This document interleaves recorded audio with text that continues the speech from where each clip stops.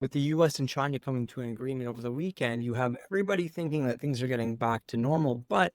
are you really going to be that far out of the woods in the next 3 months? Those tariffs came down from 145% down to 30, and obviously they're going to bounce around if a deal hasn't come to fruition after 90 days. Now, the likelihood is that there is going to be some kind of deal, and that China and the US will find a way to continue to work together, as they both said that they don't want to decouple. But here's the challenge. You had shipments out of China absolutely just plummet over the last sort of 30, 45 days. And now with these reprieves, all you're going to see are these companies that are going to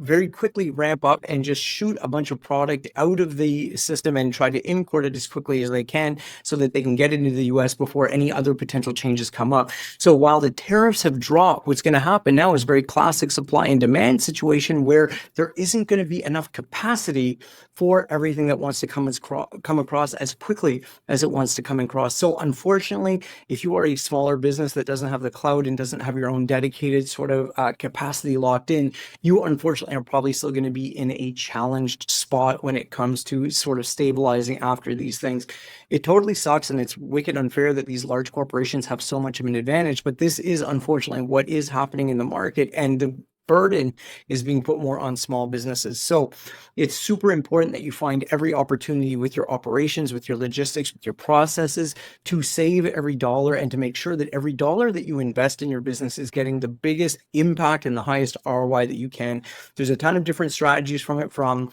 what are you ordering and how long are you ordering when it comes to your inventory? Are you able to focus more on high velocity core SKUs that really drive a lot of your profit as opposed to